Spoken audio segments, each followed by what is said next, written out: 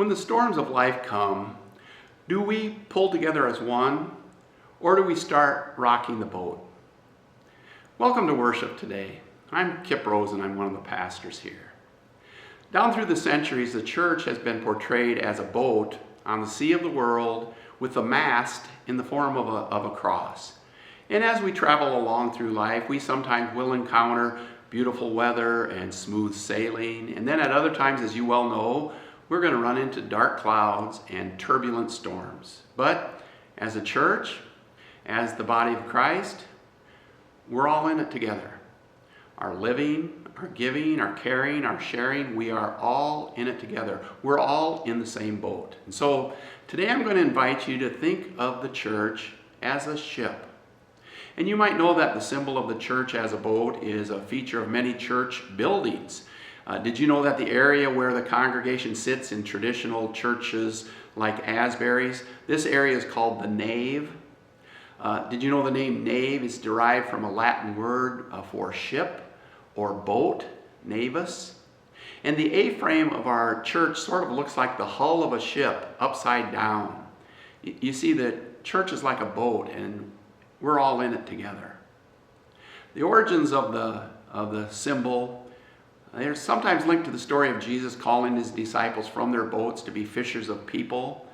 However, the main origin of the symbol is found in the story of Jesus calming the storm on the Sea of Galilee. The story is so well known that it's told in Matthew, Mark, and Luke's Gospels. They all record it. And Matthew even has two versions, one in Matthew 8 and one in chapter 14. I'm going to read Luke's version today. It's found in Luke chapter 8. One day Jesus got into a boat with his disciples and he said to them, "Let us go across to the other side of the lake." So they put out, and while they were sailing, Jesus fell asleep. A windstorm swept down on the lake and the boat was filling with water, and they were in danger. They went to him and woke him, shouting, "Master, Master, we are perishing." And waking up, he rebuked the wind and the raging waves. They ceased, and there was a calm. And then he said to them, "Where is your faith?" They were terrified and amazed and said to one another, "Who then is this, that he commands even the winds and the water, and they obey him?" Well, the plot of this is similar in all three Gospels. The disciples are in a boat on the storm-prone Sea of Galilee. The winds and the waves escalate to the point where the disciples, even seasoned fishermen, are filled with fear.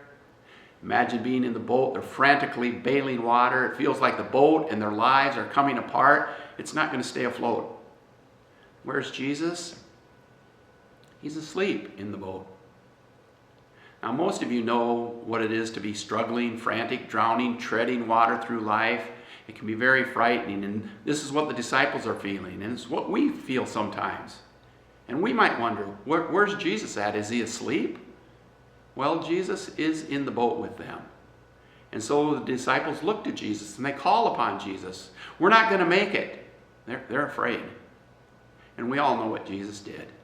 He spoke to the wind and calmed the storm in an instant. Where's your faith? And this group of soaking wet disciples are left in complete disbelief and awe. Who then is this that he commands even the winds and the water and they obey him? In Matthew's version, found in chapter 8 of Matthew, there's a detail that's different from the other accounts. Matthew tells us what Jesus did before he spoke to the storm. The disciples wake Jesus from sleep. They're in a panic. "Lord, rescue us. We're going to drown." Matthew tells us that Jesus decides to speak first, not to the storm, but to the disciples. "Why are you afraid, you of little faith? Why are you afraid, you tiny trusters?" We looked at this passage a couple years ago, and we learned that the Greek for that phrase, "you of little faith," is actually just one word, and it could be translated tiny trusters. Well, Jesus is in the boat with all of us who might be tiny trusters, and we're all in this together. And Jesus calms the storm, and that is a powerful image for the church that's tossed by the storms of life, that Jesus is with us. I love Rembrandt's masterpiece, The Storm on the Sea of Galilee, that he painted in 1633. That painting was stolen in 1990. It's never been found. So if you go to the Boston Museum today, you'll see an eerie, empty frame where the painting used to hang. It depicts the story of Jesus and his 12 disciples sailing on the Sea of Galilee. It captures that powerful scene where the dramatic storm comes up. And if you study the picture, you can find Jesus. There he is at the back of the boat, and the disciples have awakened him from his sleep. He's right there. Then you might go through and try to pick out, well, who are all the disciples? That might be Peter. Yeah, that's probably Peter. And that's John. Yeah, surely that's John. The one with the quizzical look on his face? Thomas. Must be Thomas. You see the guy bent over the railing? He's seasick. He's losing his cookies. He's feeding the fish. I'm not sure which disciple that is. And you can go through and try to match the 12 men in the boat with the names of the 12 disciples of Jesus. But wait a minute. There are 13 men in the boat plus Jesus. There should only be 12. What's going on? Did the artist make some sort of mistake? Who's the extra guy? You can see him standing next to the seasick disciple. He's the one holding the rope with one hand and his hat with the other. He looks worried. He looks afraid. He looks familiar. Do you know who he is? Well, it is the artist, Rembrandt. Rembrandt has painted himself into the boat. Now why? Why would Rembrandt put himself into the boat in this picture? After all, isn't this a story about Jesus and his disciples? And why is he holding on for dear life? Well, like many of us, Rembrandt went through plenty of storms in his life. 3 of his 4 children died. Then his wife died. Then his mother died. Then he went bankrupt. Everything was gone. It's no wonder he's holding on. Rembrandt may have been one of the greatest painters in history, but his life was also one of the most tumultuous. And I find the timing of this painting interesting because it is painted at the height of the storm and the crisis. The storm is going full blast. Jesus has just been woken. And if you just looked at this painting, you'd never guess what happens next. That Jesus would rise to his feet, and according to Mark's gospel, Jesus told the winds and the waves, "Peace, be still." Everything turned calm. And those in the boat say, "Who is this guy that even the wind and the sea obey him?" Well, maybe you're going through some rough seas today. Maybe you feel like your life is falling apart. Well, here's a reminder. Hold on and don't let go, because Jesus is in the boat with you. Jesus is in the boat with all of us. We're all in the same boat. We're all in this together. And we may not be able to tell by looking at this stormy scene of Rembrandt, but soon Jesus is going to stand on his feet and say, "Peace, be still." And maybe that's what Rembrandt is trying to tell us. He's telling us that he belongs in the same boat as the disciples, fearful of the storm, yet waiting for the calming words of Christ. Well, we're in that same boat, and Jesus is with us in that boat. So what does all this have to do with stewardship, with generosity? Well, let me say, when you're in a storm at sea, you don't want half the crew asleep below deck. You don't want some saying, "Well, that's not my job." You want all hands on deck. Everyone has a role to play. Everyone is needed. That's the picture of the church. That's what stewardship is really about. Stewardship is not primarily about money. It's about discipleship. Stewardship is about discipleship. And at its core, stewardship is about recognizing that everything we have, everything we are belongs to God. Our time, our talents, our treasures, our relationships, even creation itself, none of it is ours. It's simply entrusted to us. And that perspective can change how we live. Realizing we're not owners, we are stewards. We hold it all for a season, and one day we're going to give an account for what we've been given and what we've done with it. Money's just one piece of the puzzle. Money matters because generosity fuels ministry, but stewardship is much bigger. Stewardship is about trust. God has placed within our hands and lives something special and asks, what are you going to be doing with what I've given you? How are you using it for my kingdom? A couple weeks ago, we looked at Jesus' parable of the talents and asked, what's in your hands? In that parable from Matthew 25, the master entrusts wealth to his servants and expects them to invest it and use it. There's a parable of a rich fool, of a man who buries keeps his wealth for himself and builds it up and doesn't use it for God, and he's called foolish. Why?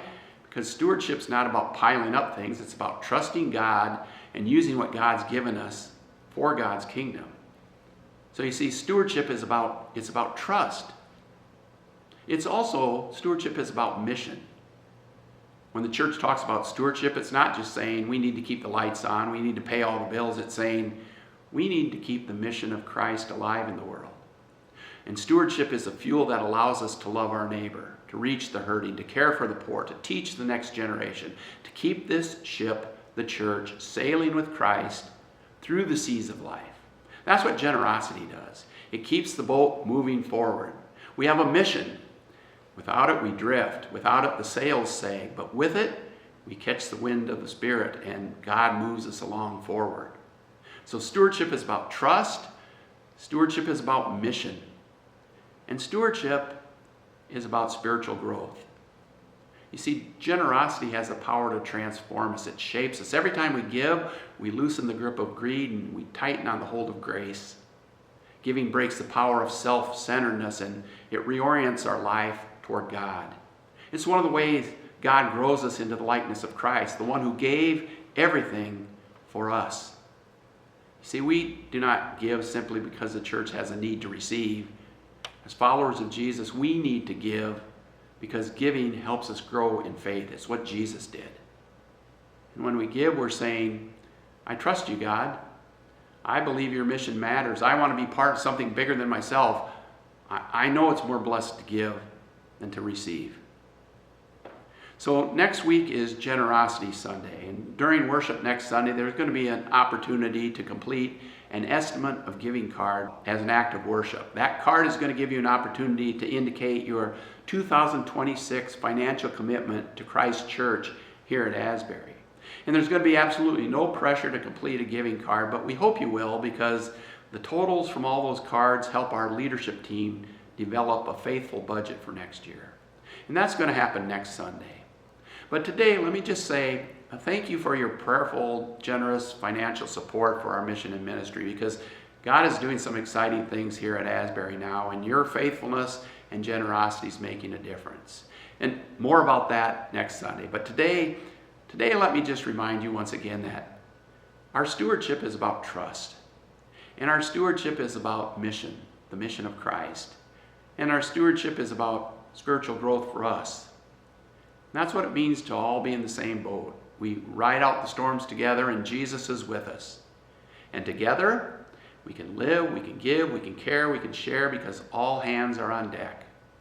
And it's amazing good news that we share together, that the same Jesus who calmed the Sea of Galilee is the one who guides the ship today.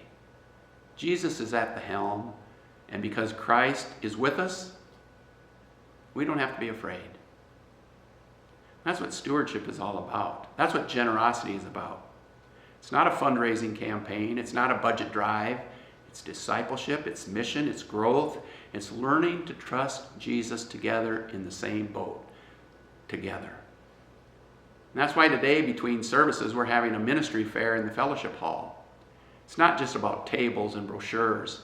It's an opportunity to find your place on the crew.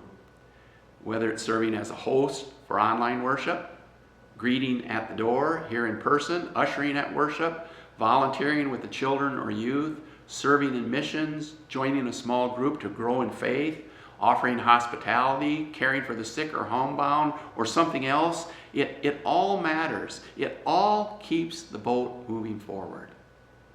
A serve card for you can be completed online. You can find what fits your gifts and graces, your time and talent. And you can find that card on Asbury's announcements page at sfasbury.org/announcements. It's at the bottom of the page. And the question we started with, when the storms of life come, do we pull together as one, or do we start rocking the boat? Well, the answer is we pull together, all hands on deck. And one more time, stewardship is not just about money. It's about mission and discipleship and trust. It's about part of saying, I'm part of this crew, and I want to row and serve and give and grow because Jesus is in the boat, and together we're following him. See, we're not a perfect church by any means. In so many ways, we are tiny trusters who fail and falter. But my prayer is we might, as a church, be rowing together, serving together, giving together, and growing together. Because when Jesus is in the boat with us, the storm never has the final word. Jesus has the final word. And the living Christ is with us. Well, today as we share the Lord's Supper, we remember and celebrate that Christ is indeed with us, and Jesus invites to his table all who love him, all who earnestly repent of their sin, and those who seek to live in peace with one another. We're all in the same boat, disciples, doubters, tiny trusters, and yet Jesus welcomes us together and invites us to share in this meal, not because we're perfect, because Christ is in the boat with us, and at his table he speaks, "Peace, be still." You're welcome here. We're all in it together. Let's offer our thanks to God as we share in communion. And I invite you to have a piece of bread and a small cup of juice handy, something that represents the body and blood of Christ. Let's pray. Let's offer our thanks to God. Oh, gracious God, we give you thanks and praise, for you are the creator of heaven and earth. You are the one who formed us in your image. You breathed into us the breath of life. And even when the storms of sin and death threaten to overwhelm us, you're the one who sent prophets and teachers to remind us that you are God, you are with us, and you'll never let us go. In the fullness of time, you sent your Son, Jesus Christ. He entered into the storms of our lives, and he stills the wind and the waves with his word. He speaks peace into our lives, and he guides us to your kingdom. So we give you thanks and praise. And today we remember how on the night Jesus gave himself up for us, Jesus took bread. He gave thanks to you, then he broke the bread, and he gave it to his disciples, saying, "Take and eat. This is my body which is given for you. Do this in remembrance of me." And likewise, after the supper, Jesus took the cup, and giving thanks to you, he gave it to his friends, saying, "Drink from this, all of you. This is my blood of a new covenant, poured out for you and for many, for the forgiveness of sins. Do this as often as you drink it, in remembrance of me." And so, in remembrance of these your mighty acts in Jesus Christ, we offer ourselves in praise and thanksgiving as a holy and living sacrifice, in union with Christ's offering for us, as we proclaim the mystery of faith, that Christ has died, Christ is risen, Christ will come again. Pour out your Holy Spirit on us gathered here together online. And bless, O Lord, the gifts of bread and cup that we share. Make them be for us the body and blood of Christ, that we might be for the world the body of Christ, redeemed by his blood. Through your Son, Jesus Christ, with the Holy Spirit in your holy church, all honor and glory is yours, Almighty God, now and forever. Amen. And now, with the confidence of God's children, let's pray together our Lord's Prayer. Our Father, who art in heaven, hallowed be thy name. Thy kingdom come, thy will be done, on earth as it is in heaven. Give us this day our daily bread, and forgive us our trespasses, as we forgive those who trespass against us. And lead us not into temptation, but deliver us from evil. For thine is the kingdom, and the power, and the glory forever. Amen. And now may you take and eat the body of Christ, which was broken for you. And then take and drink the blood of Christ poured out for you. Amen.